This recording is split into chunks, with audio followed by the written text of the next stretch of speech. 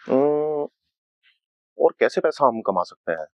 हमने पेड़ भी काट दिए, सड़कें भी बना दी, चौड़ी-चौड़ी सड़कें बना दी और टोल टैक्स भी हम ले रहे हैं, इनकम टैक्स भी हम ले रहे हैं, सेल्स टैक्स भी हम ले रहे हैं और जब कोई कुछ कार आदि खरीदने जाता है तो उस पर जीएसटी भी हम ले रहे हैं। तो अब पैसा कैसे कमाएं? हम्म अरावली की पहाड़ियों को काटकर। अरावली की पहाड़ियों को काटेंगे तो बहुत सारे काम सिद्ध होंगे, हमारी राजनीति भी बहुत अच्छी चलेगी। एक तो हम खनन का काम कर पाएंगे और पत्थर निकाल पाएंगे, जो पत्थर हम घरों में लगाएंगे, इमारतें बनाएंगे और चौड़ी सड़कें बनाएंगे। अच्छा एक बात तो बताओ, आप ये तो सब कर दोगे, लेकिन जब आप जंगल काटोगे, आप अरावली की पहाड़ियां काट दोगे, तो उनमें रहने वाले जो जीव जंतु हैं, जो जानवर हैं, उनका क्या होगा? वो क्या खाएंगे? अरे बहुत आसान है, वो लोगों को खाएंगे। एक पंथ कई सारे काज कर देंगे हम, जनसंख्या नियंत्रण भी हो जाएगी, हमें कोई कानून के लिए लड़ने की भी जरूरत नहीं है, कोई कानून लाने की भी जरूरत नहीं है। जंगली जानवर उन्हें लोगों को खाएंगे और जनसंख्या घट जाएगी। भाई वाह, क्या कमाल का आइडिया लगाया है।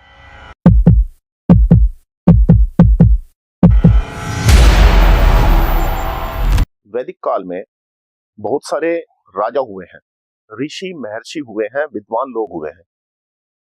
उसके उपरांत महाभारत का युद्ध होता है। महाभारत के युद्ध के बाद फिर हमारा जो वैदिक काल है, वो वैदिक काल भी समाप्त होने लग जाता है।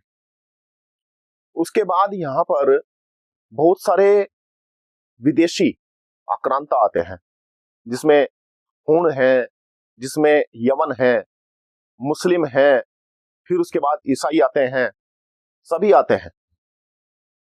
लेकिन उन लोगों की निगाह या उनकी बुद्धि ने काम नहीं किया कि ये अरावली की पहाड़ियां उन्हें बहुत कुछ कमा कर दे सकती थी, लेकिन उन्होंने अरावली की पहाड़ियों को नहीं काटा। अब कांग्रेस भी इस देश में रहकर गई, कांग्रेस ने भी अपना राज किया, लेकिन वो तो क्योंकि मुस्लिम पक्ष की पार्टी थी, वो देश को खा रही थी, देश का विनाश उसने कर डाला था। तो उसके बाद 2014 में फिर उदय होता है भाजपा का। भाजपा जो कि हिंदूवादी पार्टी, जो हिंदुओं की रक्षा, इस देश की रक्षा करने के लिए आई थी, उस पार्टी के नेताओं की बुद्धि चलती है और वो इतनी बुद्धि लगाते हैं कमाई को लेकर कि किस प्रकार और कमाया जा सकता है। तो उन्हें दिखाई देता है कि अरावली की पहाड़ियां हैं। अब वो कोर्ट में जाते हैं, वो कहते हैं कि अरावली की पहाड़ियों में जो 100 मीटर ऊंची पहाड़ियां हैं, उन्हें छोड़कर जो उससे कम ऊंचाई की पहाड़ियां हैं, उन पहाड़ियों को हम काट देते हैं, ताकि खनन जो है वो भी वैध हो जाएगा। कमाल की बात है, केवल 2 ही पहाड़ियां मिली जो कि 100 मीटर से ऊंची हैं, बाकी 12,000 पहाड़ियां नेस्तनाबूद कर दी जाएंगी, काट दी जाएंगी। इन अकल के अंधों को यह नहीं दिखाई दिया कि इस देश की जो धरोहर है, वो धरोहर भी, जो मैं देश की क्या कहूं, कि इस पृथ्वी या इस पर्यावरण को थामने के लिए जो जो जिस प्रकार से ईश्वर ने इसे बनाया है, उसी प्रकार से अगर हम रखें तो ये प्राकृतिक लाभ देती है।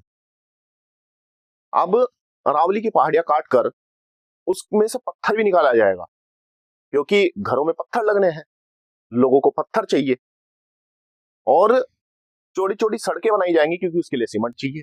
तो वो सब कहां से आएगा? वो इन्हीं अरावली की पहाड़ियों से आएगा। और जो उसमें रहने वाले जंगली जानवर हैं, उनका क्या होगा? वो जाए भाड़ में, उनके बारे में कुछ नहीं सोचना है। ना तो भाजपा वालों ने सोचा, ना इन कोर्ट वालों ने सोचा कि आगे जो जलवायु है या पर्यावरण है, उसे कैसे शुद्ध रख पाओगे। तो कितनी बुद्धिमान का काम ये लोग करने जा रहे हैं कि जो अरावली की पहाड़ियां, जिनमें हमारा इतिहास कैद है, हमारे बहुत सारे ऋषि महर्षि और यहां तक कि राजा भर्तृहरि ने जहां पर तपस्या की, उस इतिहास को ये मिटा देंगे। भौगोलिक जो परिस्थितियां हैं उसे बिगाड़ देंगे। जो तूफान आदि आते हैं और धूल काफी उड़ती है, उस धूल को रोकने का काम भी ये अरावली की पहाड़ियां करती हैं। जब ये अरावली की पहाड़ियां ही नहीं होंगी तो दिल्ली गुजरात, हरियाणा, राजस्थान का क्या होगा?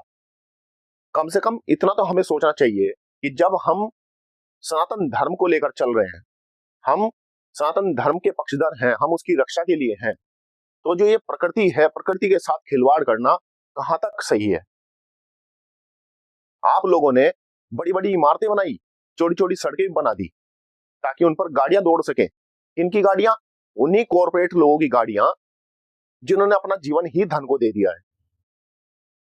आज मुझे उन लोगों पर भी अफसोस होता है जो कहते हैं कि अर्थ युग है, ये अर्थ युग है, और इस अर्थ युग में धर्म का कोई काम नहीं, धर्म का कोई लेना देना ही नहीं है।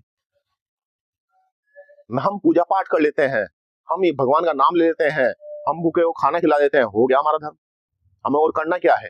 पूरा दिन हम फिर धन के पीछे पागल होंगे, धन के पीछे घूमेंगे, और उस धन से हम ऐश्वर्य प्राप्त करेंगे, हम बड़ी बड़ी गाड़ियां खरीदेंगे, हम बड़े बड़े घर बनाएंगे, और उन घरों में हमारे संगमरमर का पत्थर होना चाहिए, ग्रेनाइट का पत्थर होना चाहिए। तो जब डिमांड बढ़ी तो सरकार ने सोचा कि अब ये डिमांड पूरी कैसे की जाए, तो उन्होंने अरावली की पहाड़ियों को निशाना बनाया। तो हमें भी तो ये सोचना चाहिए कि वास्तव में दोषी हम लोग भी तो हैं। सरकार तो दोषी है, न्यायालय भी दोषी है, लेकिन हम भी दोषी हैं। सरकार ने ये नहीं देखा कि जो राष्ट्रपति भवन और संसद भवन जिन पर बना हुआ है वो भी अरावली की पहाड़ियां ही हैं, तो उसे भी उखाड़ देना चाहिए, वहां से भी आप खनन करो, वहां से पत्थर निकालो। क्या आवश्यकता है इस संसद भवन की और राष्ट्रपति भवन की? लेकिन नहीं, क्योंकि वो अपने लिए है, अपने ऐश्वर्य के लिए है। जो कुछ नेता लोग उन संसद भवन में बैठकर पूरे देश को चलाते हैं, उनके ऐश्वर्य के लिए आवश्यकता है। वो नेता बड़ी बड़ी गाड़ियों में चलते हैं, जब तक वो जीतते नहीं तब तक तो वो लोगों के घरों में हाथ जोड़ जोड़ कर वोट मांगते हैं, लेकिन जब जीत जाते हैं तो उसी गरीब जनता को देखने भी नहीं आते। तो क्या इस प्रकार से चलेगा ये देश?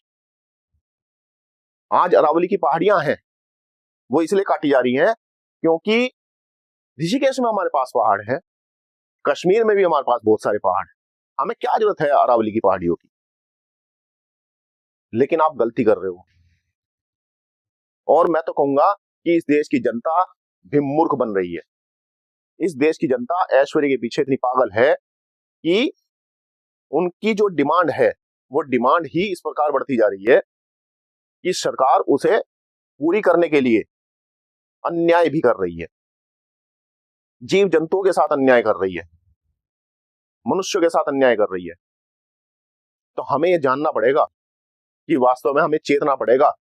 हम आंदोलन करेंगे, और जो आंदोलन कर रहे हैं हम उनके साथ भी हैं, लेकिन हम आंदोलन करते हुए भी इस बात को जान लें कि जो हमारा वैदिक काल था वो वास्तव में सुख का काल था। हमें वेद की ओर आना पड़ेगा, हमें जो हमारी पुरानी पद्धतियां थी उन पद्धतियों को दोबारा अपनाना पड़ेगा, तभी हम सुखी होंगे। ये बड़ी बड़ी गाड़ियां, ये छोटी छोटी सड़कें, ये बड़े बड़े घर हमें सुख नहीं देने वाले, ये हमारे दुख के हेतु ही बनेंगे, और सरकारें इन्हें पूरी करने के लिए एक दिन सारे जंगल काट देगी। तब आप क्या करोगे? जब आपके ऊपर बाढ़ आएगी तो आप क्या करोगे? जब आपके बड़े बड़े घर ये बह जाएंगे। आप देखते ही हो विश्व में क्या हो रहा है, बड़े बड़े तूफान आते हैं, बहुत बड़ी बड़ी बाढ़ आती है जिसमें कि उनके घर, उनके ऐश्वर्य सब कुछ बह जाते हैं। तब आप क्या करोगे? जब आप भूख और प्यास से तरसोगे तब आप क्या करोगे? राजस्थान में ज्यादातर पानी इन अरावली पहाड़ियों के कारण ही मिलता है, वहां पर बड़े बड़े जलाशय इन्होंने रोके हुए हैं। अगर वो अरावली की पहाड़ियां भी काट दी गई तो राजस्थान भी भूखमरी और प्यास से मर जाएगा, और राजस्थान ही नहीं, आसपास के जितने भी एरिया हैं वो भी सब भूख और प्यास से मरेंगे। तो कम से कम हम इतना तो जाने कि हमारे इन ऐश्वर्यों के चक्कर में कितने प्राकृतिक संसाधन समाप्त होते जा रहे हैं, कितने सारे पशु, कितने सारे जानवर हमारे लुप्त हो चुके हैं। आज मैं गांव में जाता हूं, मैं वहां पर देखता हूं कि गाय की जगह भैंस बंधी है। तो इसमें दोष किसका है? दोष हम सबका है।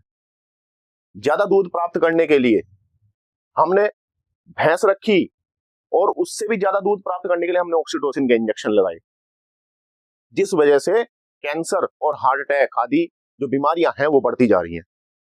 तो हम अपने विनाश की कहानी खुद अपने हाथों से लिख रहे हैं।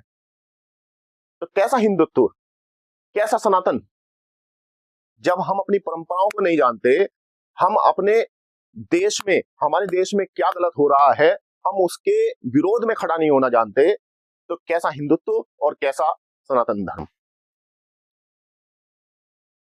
आप अब भी चेत जाओ और इन सरकारों के विरोध में एक आंदोलन खड़ा करो, ताकि ये इस प्रकार के नाटक करने बंद कर दें। कभी इन्हें कुछ दिखाई देता है, कभी इन्हें कुछ दिखाई देता है, कभी ये अरावली की पहाड़ियों को लेकर खड़े हो जाते हैं। तो इन्हें तो कमाई के अलावा और कुछ नहीं दिखेगा, क्योंकि ये पूरा देश कॉर्पोरेट को बेच देना चाहते हैं।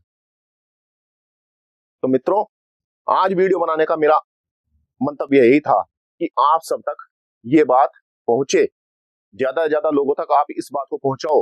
आप मेरी वीडियो को शेयर भी करो, और जो आंदोलनकारी खड़े हैं, जो आंदोलन कर रहे हैं इसके विरोध में, अरावली की पहाड़ियों को काटने के विरोध में, उनका आप साथ दो। चाहे आप लिखकर साथ दो, या बोलकर साथ दो, वीडियो बनाकर साथ दो, या उनके साथ वहां खड़े होकर साथ दो। धन्यवाद, नमस्ते जी।